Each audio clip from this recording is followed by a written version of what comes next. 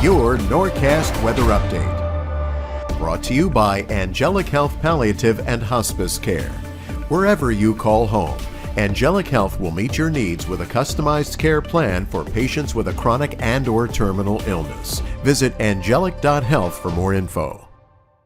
All right, good morning, everybody. It is Friday. It is a holiday weekend, and you're going to be able to sit back, relax, and enjoy yourselves. But we got a little topsy-turvy weather to come through our area this afternoon in the form of some showers and thunderstorms. Now, some of these storms could be on the strong to severe side. Here we go again. It is deja vu all over again.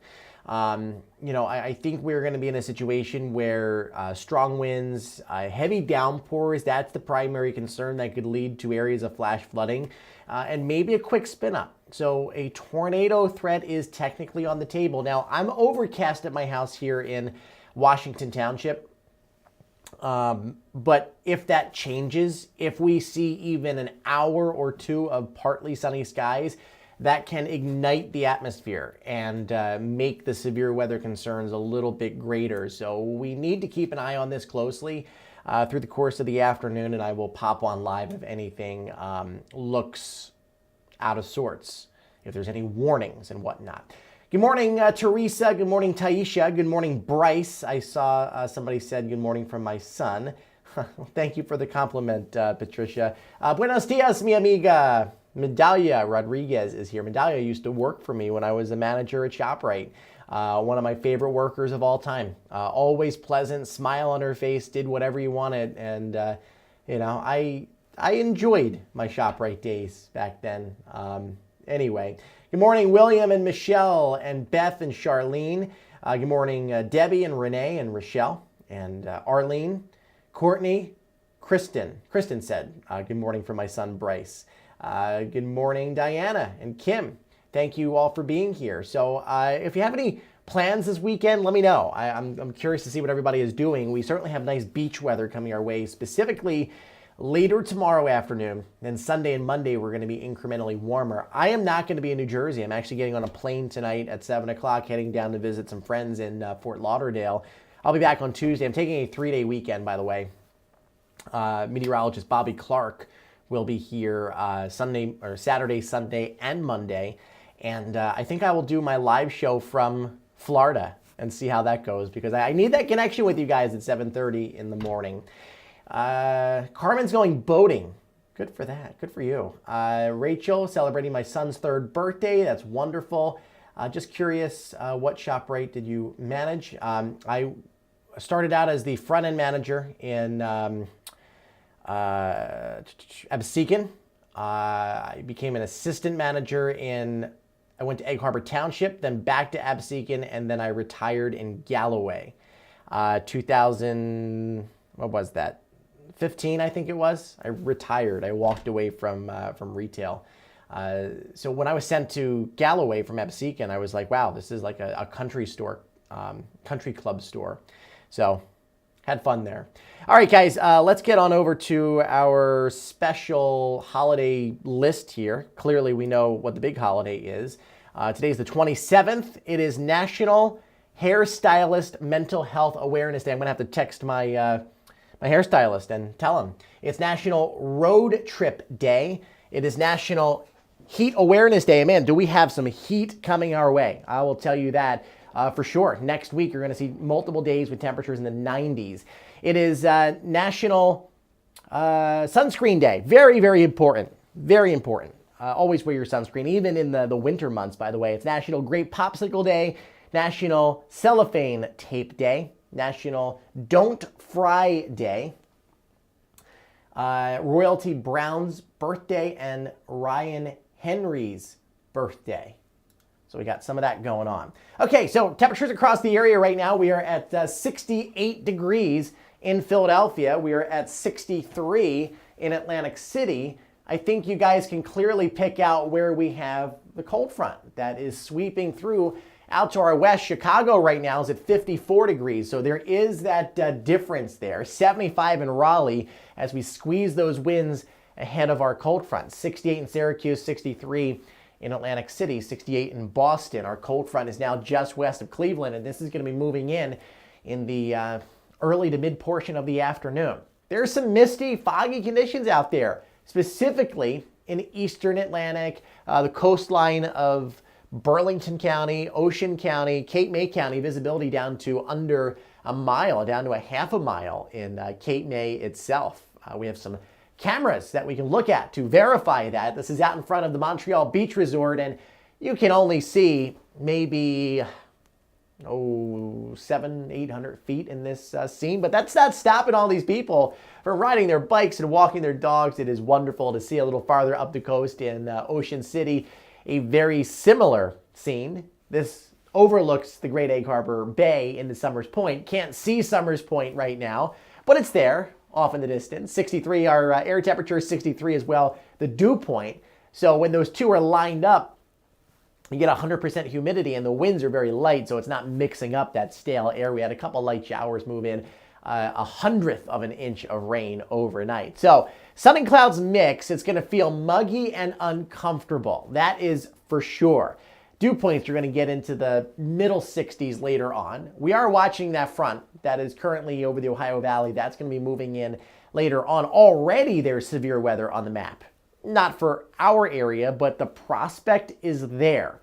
All right, that window of opportunity, if you are in southeast Pennsylvania, I think between, say, 1 and 4 o'clock. If you're in South Jersey, maybe 3 to 7 o'clock, getting over towards the coast a little bit later on. So strong storms are possible. Not everybody is going to get a strong storm.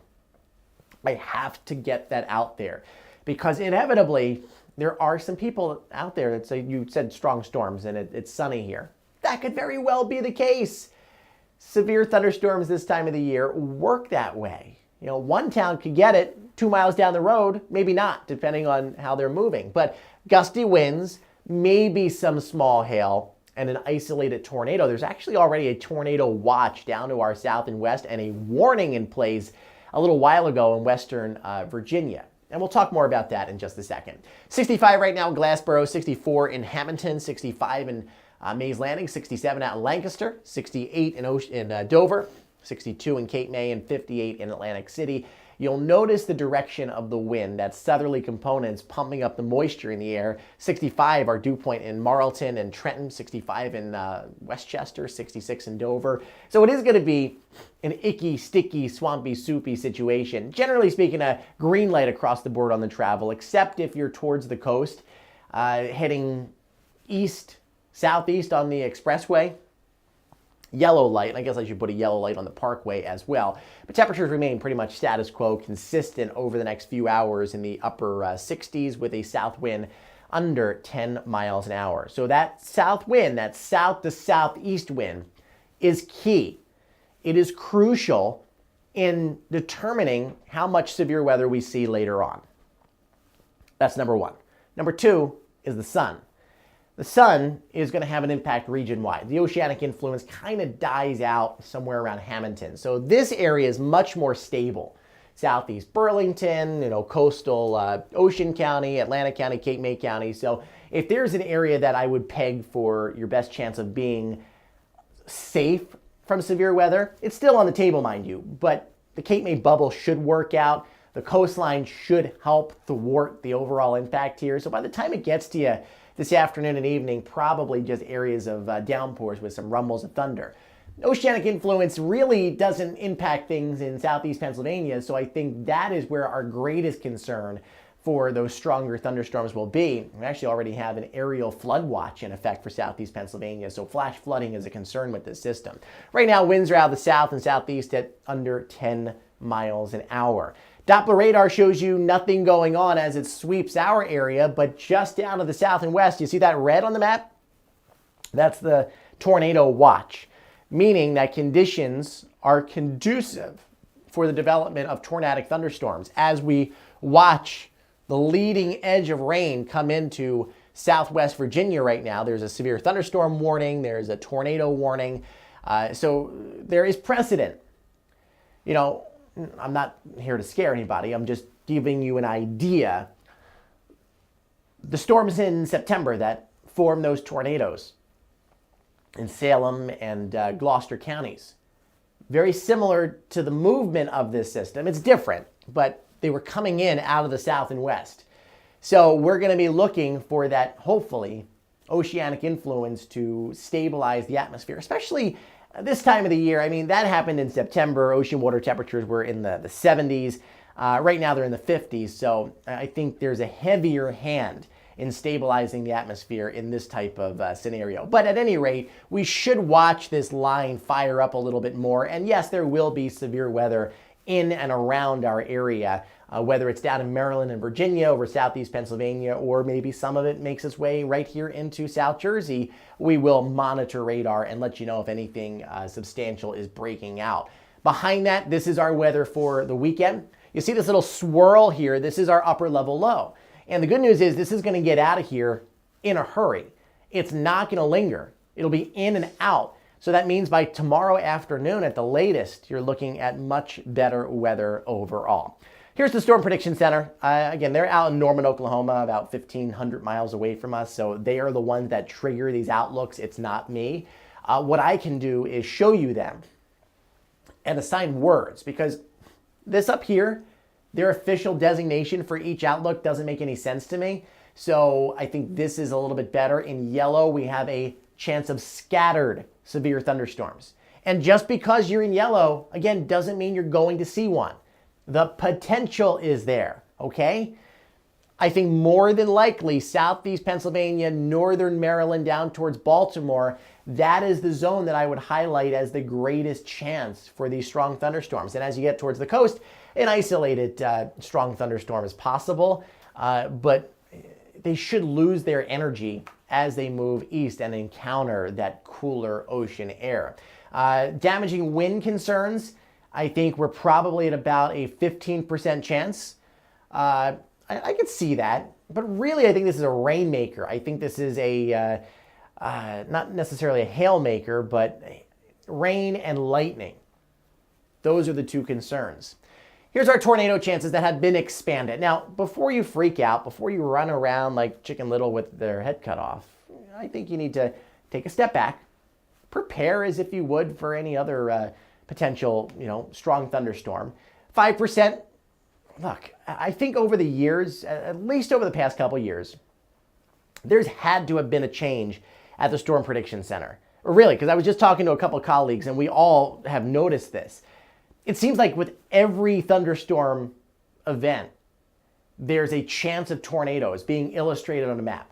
I hate to break it to you, but anytime there's a thunderstorm, anytime there's a severe thunderstorm potential, there's a chance of tornadoes. So this is nothing new. But beyond a couple years ago, these outlooks were only issued if the threat was significant. And the concern that I have is that people are going to start looking at this. It's not going to verify specifically in your area, even though that's not how it works. And then they're going to stop paying attention to them. And then one day when the threat is there and there is a legitimate concern, you're going to just ignore it. So that is the concern that I have and colleagues in my field also have. But hey, let's go with what they're saying today, a 5% chance. I think that is mainly to the south and west. Over the southeast Pennsylvania communities, Lancaster, Chester, maybe Delaware County, Bucks, Montgomery, but we should decrease that threat the farther east you go. But if you're in the brown, you want to pay attention to how the forecast develops, just in case, because there is some natural spin in the atmosphere right now.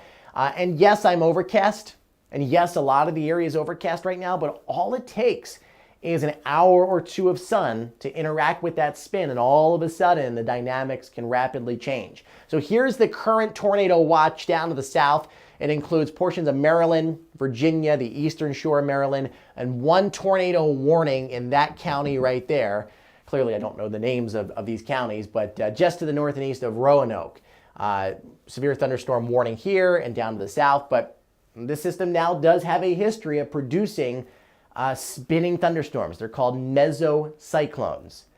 So if that is an issue for us later on, we'll pop in here live and walk you through any situation that may warrant it. Until the storms get here, a mixture of clouds and sun. Clouds will try to win out. Clouds are your friend.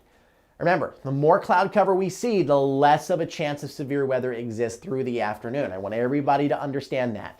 This is what radar can look like just after 2 o'clock, eastern Pennsylvania. Reading, Allentown, Lancaster, northern Delaware, just west of Norristown, west of Philadelphia. Then these storms could get into the Philly metro area sometime around 4 o'clock and then eyeing up the shore after 4 or 5 o'clock. And this is a little bit of a change from where we were yesterday. We were anticipating it coming in a little bit later, but it looks like it's speeding up a bit.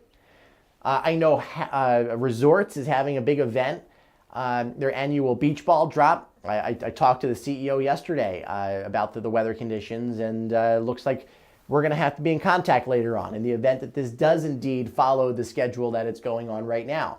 So if this holds true, you're looking at these individual strong thunderstorms coming through like a broken line, okay? And then this is going to be moving offshore, and we will improve conditions later tonight, but even into tomorrow, there's a chance of some lingering showers early in the morning. I think by the afternoon, we're good. Don't be shocked if there's a couple more downpours tonight. There's your upper level low. There's that feature. It gets out of here. Tomorrow, sun and clouds mix, a random shower, but I think we are completely dry on Sunday and Monday. So let's get back to this tornado issue, just so everybody's on the same page here on how they form and what to do in the event there's a tornado warning issued for your area. So you don't necessarily need the sun. It helps. I mean, more so we see this in a tropical situation where, and this is similar in that we have an upper level low and the storms are already kind of taking on that natural spin.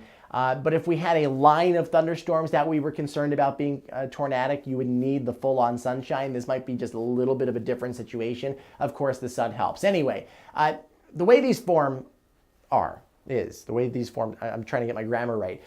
There's different layers of the atmosphere, obviously. As you go farther up, wind direction is changing and coming at you from all different angles. To test this out, if skies become broken today, broken sunshine, look up and you'll see different layers of clouds at different levels, and they should be moving against each other, and it looks like they're just coming in from all different directions.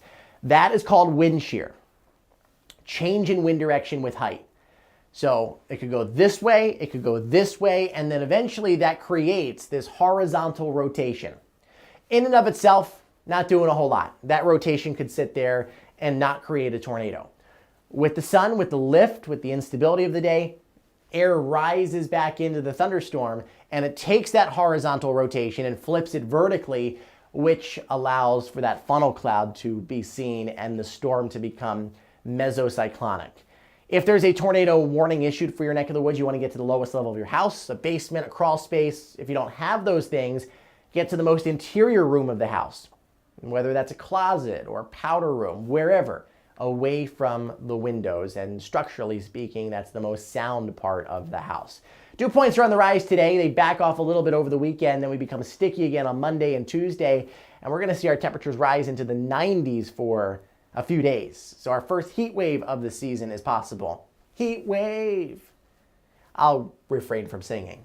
Upper 70s to around 80 today after 2 o'clock, especially to the west is when those shower and thunderstorm chances will increase, and that could last into the early evening hours and clearing out of here later on. So Ocean City 72, Avalon 75, Cape May at 70, 69 in Brigantine, 77 in Fortescue, 78 in the Rehoboth area. A little farther up the coastline, 69 in Seaside Park, 68 in Asbury Park. From now up until about 3 o'clock, you should be good at the beach if you want to lay out there. I need full-on sunshine to be able to do that, but hey, to each their own.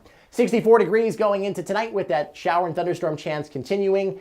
I think early tomorrow morning we have clouds, then we're going to break that cloud cover up for partly sunny skies, upper 70s with a west wind. That means that the dew points are going to come down and the level of humidity is going to come down. So we are going to hover around 90 degrees. Look at that. Memorial Day Monday, 89, 92 on Tuesday, and I think there's going to be some areas where all 4 of those days will feature temperatures around 90 degrees. So that is what we are looking at right now. Let's take a look at your 10-day forecast, and you'll see that, the temperatures are literally all over the place.